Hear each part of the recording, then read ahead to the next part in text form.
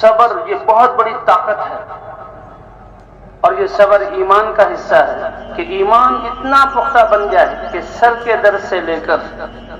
اور دنیا کے چھن جانے تک اور پہاڑوں جیسی پریشانی آنے تک ایمان یہ ہو کہ یہ اللہ کی طرف سے آئی ہے اور میں ایمان والا ہوں، تو اس مصیبت میں، اس پریشانی میں میرا امتحان ہے اور اللہ تعالیٰ میری بھلائی چاہتے ہیں۔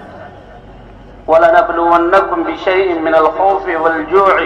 وَنَقْصٍ مِّنَ الْأَمْوَالِ وَالْأَنفُسِ وَالثَّمَرَاتِ، یہ 5-6 چیزیں ہیں جو کہتے ہیں اے اللہ ہم نے تجھے اپنا معبود مانا، تو ہمارا الہ ہے، تیرے علاوہ کوئی عبادت کے لائق نہیں۔ اللہ فرماتے ہیں ہم آزمائیں گے، خوف بھیجیں گے، حالات ایسے کریں گے، بھوک بھیجیں گے، اور مالوں اور پھلوں میں کمی آئے گی اور جانے جائیں گی۔ اور اللہ فرما رہے ہیں اے پیارے نبی، آپ میرے احکام پر جمنے والوں کو اور ان حالات کو اللہ کی طرف سے سمجھ کر صبر کرنے والوں کو بشارت دے دیجیے۔ اولئک علیہم صلوات من ربہم ورحمہ واولئک هم المہتدون، یہ وہ لوگ ہیں جن کے لیے اللہ کی طرف سے رحمتیں اور انعامات، واولئک هم المہتدون، اور اللہ کہہ رہے ہیں کہ یہ راہ یاب پانے والے ہیں اور ہدایت یافتہ ہیں۔ علماء فرماتے ہیں یہ صبر اتنی بڑی دولت کہ اللہ نے اس آیت میں صبر کا ذکر کیا، یہ 3 انعامات اللہ نے صبر کرنے والوں کے لیے جمع کیے ہیں، کسی اور کے لیے جمع نہیں کیے ہیں۔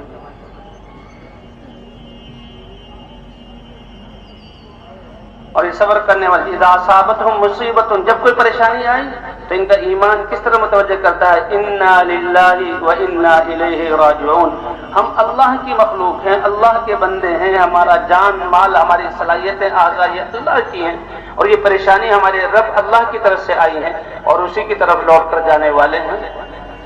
اگر اس پریشانی کو اللہ کی طرف سے سمجھ کر ہم صبر کریں گے تو اللہ کی طرف لوٹ کر جائیں گے اور اللہ اس کا ثواب دیں گے۔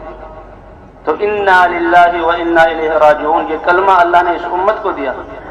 تفاسیر میں پڑھا ہے کہ یہ اتنا اونچا کلمہ ہے کہ اللہ نے یہ کلمہ اس امت کو دیا ہے، پہلے انبیاء کو بھی نہیں ملا۔ اور اس کی دلیل کہ یوسف علیہ السلام گم ہوئے تو یوسف علیہ السلام اور یعقوب علیہ السلام نے